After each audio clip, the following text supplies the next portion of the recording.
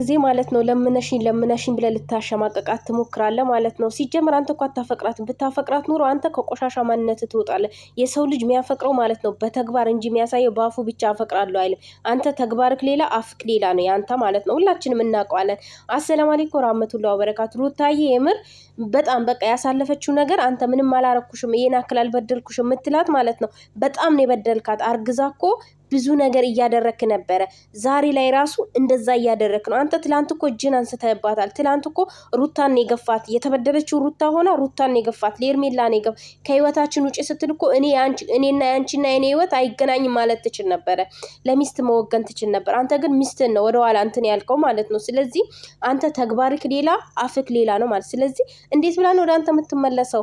እንዴት ብላ ነው ይቅርታ የምታረግልክ? እንዴት ብላ ነው? አንተ እኮ ያው እዛው ቦታ ነክ ያው እንትን ዱርዬነትህን እየሰራክ ነው። እቺ ምኑን አይታ ትመለስ? ወደ አንተ ምን አይታ ትመለስ? ልጄ የምትለው ደግሞ ልጅን እኮ ማየት ማንም አይከለክልም። ግን የትኛውም እኔ ደግሞ ለልጅሽ የምትሉ ሰዎች በጣም ነው እንዴ ሩታ ብቻ ናት እንዴ ልጅ ያላባት የምታሳድገው? ሁሉም እኮ ያሳድጋል። ስለዚህ እንዲህ ማለት የለባችሁም። ይቅርታ በስነ ስርዓት መጠየቅ አለበት። ይቅርታ የሚጠይቅበትን መንገድ ማስተካከል አለበት። በቃ አብርሽ ማለት ነው ዝም ብሎ ፎቶ ስላመጣ ወይም ወርቅ ስላመጣ ወይም መኪና ስላመጣ አይደለም። የልብ ቁስል እኮ በመኪና ወይም በቁሳቁስ የሚደርቅ አይደለም። ጠባሳ ማለት ነው ከእርግዝናዋ ጀምሮ ይኸው ወልዳ ራሱ ከዛች ጌራ ከውሽማው ጋር ብዙ ነገር እያደረገ ነው። እሷ የሆነ ነገር ትናገራ። እሷ እኮ እንደዚህ ናት፣ እሷ እንደዚህ ጭራሽ ለምና ነው። እናውቃለን እኮ እንዳላፈቀረች። ዛሬ ላይ ዋጋ ያስከፈላት እኮ ያኛው ነው። ገባ?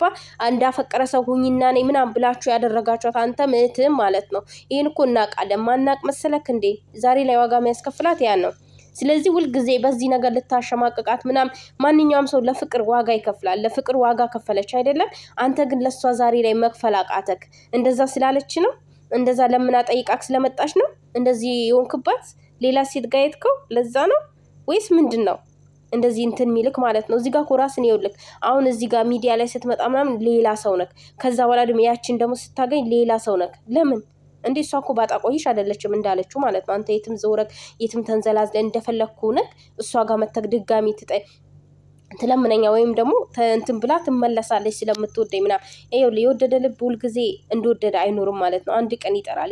የቆረጠ ቀን ደግሞ ማለት ነው በጣም ክፉ ነው፣ አይመለስም። ቢመለስ እንኳን እንደ መጀመሪያው አይሆንልም በፍጹም ማለት ነው። እና ልጅ ለምትለው ደግሞ ልጅክ ነው፣ ማየት ትችላለህ። ስወጣታ ያለክ እንደፈለክ። አሁን እናትና አባቴ ቤት ነው አለችክ አይደል? እናትና አባቷን ማስከበር ስለፈለገች ጓደኛ ኩሽማክ ሚስትክ ብዙ ነገር ስትላት የዛን ሰዓት አንተ ቆመ እያሰደብካት። የሽማግሌ ቤት መቼም እንደተከበረ ነው የሚቀመጠው ማለት ነው። ስለዚህ አንተ ደግሞ ማክበር አለብክ፣ ትእዛዟን መስማት አለብክ። ባል የሚስቱን ትእዛዝ ሲሰማ፣ ሚስት ደግሞ የባሏን ትእዛዝ ስትሰማ ነው ባልና ሚስት የሚባለው ማለት ነው። አንተ ግን ጭራሽ ልታሸማቅቃት ሚስትን ክፉ አርገክ ነው የምታወራው ማለት ነው። ለምን አስፈለገ? ወንድ ልጅ እኮ የሚስቱን አይብ ሲሸፍን ነው። ሴትም ልጅ እንደዛው። እስከዛሬ እኔ ከሩታ ያፍ ክፉ ነገር ሰምቼ አላቅም።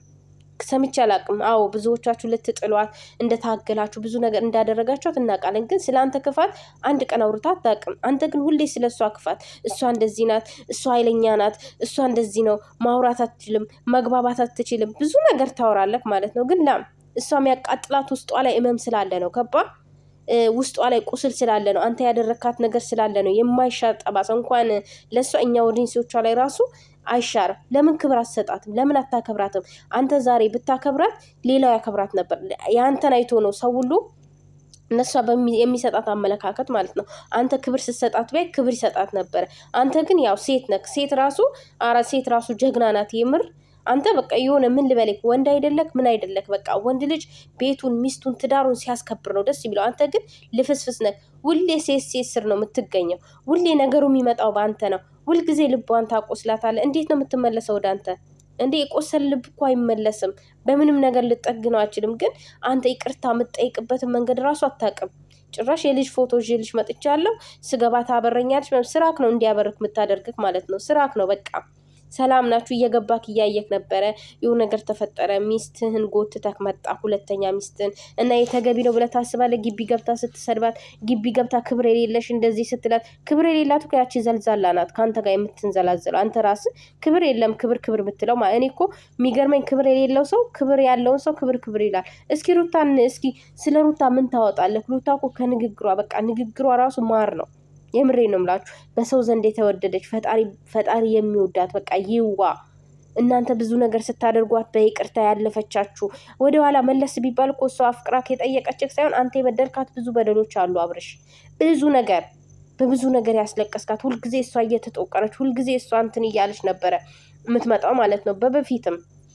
አሁን ግን ጠንካራ ሆና አንተን ስላልፈለገች ለመንኳት ጠየኳት ለማለት በኦዲየንስ ዘንድ እንድትጠላ እሷ ደረቅ ናት አይባልም። በቃ ይቅርታ የምትጠይቅበትን መንገድ አስተካክለው። ምሳ ጋብዘክ ሳይሆን ይቅርታ የምትጠይቅበት መንገድ እንደዚህ አይደለም። በቃ ስጦታ ቁሳቁስ ምናምን ሳይሆን ከልብክ ተጸጽተክ ያን ሁሉ ነገር አጥፍቻለሁ፣ በቃ ያን ሁሉ ጥፋት አጥፍቻለሁ ይቅርታ አድርግልኝ ብትላት እቺ ትመለሳለች፣ መመለሱ አይቀርም ማለት ነው። ስለዚህ አንተ ግን ይቅርታውን አትጠይቅም፣ አጠያይቅም አታውቅም። እና ደግሞ ሚስትክን የራስክ ለማድረግ ራሱ የምትፈልግ አይመስለኝም። በቃ እሷ ናት እምቢ ያለችኝ እኔ አይደለሁም። ከሌላ ሴት አሁን የምትመጣና እሷም ቢብላኛለች እኔ ህይወቴን ቀጥላለሁ። ህይወት ይቀጥላል፣ እሷም ህይወቷን ትቀጥላለች። ሀቢቢ ልጁ በድሉ ያድጋል። ልጁ ሊያድግ የሚከለክለው ምንም ነገር የለም። አንተ ማለክ እሷ ማለት ትንከባከቡታላችሁ። የእሷም ህይወት እኮ ይቀጥላል። ማን ነው የእሷ ህይወት ቆሞ ይቀራል ያለው? ለልጅሽ ብለሽ ታረቂ። እንደዚህ ኮሜንታተሮች እንደዚህ አትበሉ። ልጁ ያድጋል። አባቱ አለ፣ እናቱ አለ። በሚረዳው በሚያስፈልገው ሰዓት አባቱ አለ፣ በምታስፈልገው ሰዓት ደግሞ እናቱ አለች ማለት ነው። ስለዚህ እየተበደለች ወይም ደግሞ እየሞተች ራሷንም እየገደለች ትኑር አትበሉ፣ አትፍረዱ። ውስጧ ላይ ያለውን ማንም አያውቅም፣ እኛ ራሱ አናውቅም። እዚህ ጋር 2 ደቂቃ 3 ደቂቃ የሚለቀቀውን ነው የምናየው ማለት ነው። ምን እንደሚያረጋት ምን እንደሚያረጓት በምናውቃለን። እኔ በሚዲያ አላወራም እያለች እኮ ብዙ ቀን ትናገራለች። ብዙ በሚዲያ የማላወራው ነገር አለ ምናምን ብላ ብዙ ቀን ታወራለች። ግን እኛ ለልጅሽ ምንድነው ልጅ እንዴ ማሳደግ አያቅታትም። ብዙዎቹ እያሳደጉ ነው። ልጅ አትበሉ እንዴ። ህይወቷን ትሰዋ እንዴ። ድሮ በእናቶቻችን ጊዜ ቀረይ ማለት ነው። አብርሽም ልጅን የማየት መብት አለክ። ግን በዚህ ልክ ደግሞ ባትጎዳት ሚስትህን አሪፍ ነው። ለሚስት መከታ ብትሆናት። ልጅክም ያንተን አይቶ ነው የሚማረው ማለት ነው። አንተን እያየ ነው የሚያድገው። እናንተን እያየ ነው የእናንተን ሰላም የእናንተን ለልጅ ደግሞ ፍቅር ያስፈልገዋል ከንትን ይልቅ ማለት ነው። ይላችሁ አበባ ሲጠወልግ እንክብካቤ ምናምን ከሌለው እኮ ይጠወልጋል። ልጅም እንደዛው ነው። በቃ የእናንተን አይቶ ያድጋል። ከዛ በኋላ እሱም እንደዛው በአንተ ይወጣል ማለት ነው። ስለዚህ ለልጅክ ማሰብ አለብክ። ኃላፊነት ከተሰማ ኃላፊነት እየተሰማኝ ነው ብለሃል አይደል? ኃላፊነት እየተሰማ ከሆነ ለልጅክ ጥሩ ነገር በቃ ሚዲያውን እኮ ማየቱ አይቀርም። ማየቱ የት ይቀራል? አሁን ትንሽ ካደገ ትምህርት ከጀመረ ያኒ ማየቱ አይቀርም። ስለዚህ ጥሩ ነገር ብትሰሩ አሪፍ ነው። ራሳችሁ ባትጨቃጨቁኝ እንዴ አመት ሙሉ ተጨቃጨቃችሁ እኮ አመት ሙሉ ተጣላችሁ እኮ አመት ሙሉ በቃ ስትተራረቡ አመት ሙሉ ሁለታችሁም ስትወቃቀሱ አይደብራችሁም እንዴ? የምር በጣም ነው የሚሰለቸው። አይሰለቻችሁም? ለነገሩ ምን ይሰለቻችኋል እናንተ ዶላር እየበላችሁ የምር። እና ሩታዬም ያው ይቅር የሚል ልብ ይኑርሽ። አንተም ደግሞ ይቅርታ አጠያየቅን አስተካክል። የምትጠይቅበትን መንገድ አስተካክል ማለት ነው። በዚህ መንገድ አይደለም የሚጠይቀው። ይቅርታ የምትጠይቅበትን መንገድ በደንብ አድርጋ አስተካክል። እንደዚህ አይደለም ይቅርታ የሚጠይቀው። እና ፋሚሊዎቼ በጣም ነው የምወዳችሁ። ላይክ ሰብስክራይብ እያደረጋችሁ አበረታቱኝ የኔ ውዶች። ሩታዬ ጀግና ንግስታችን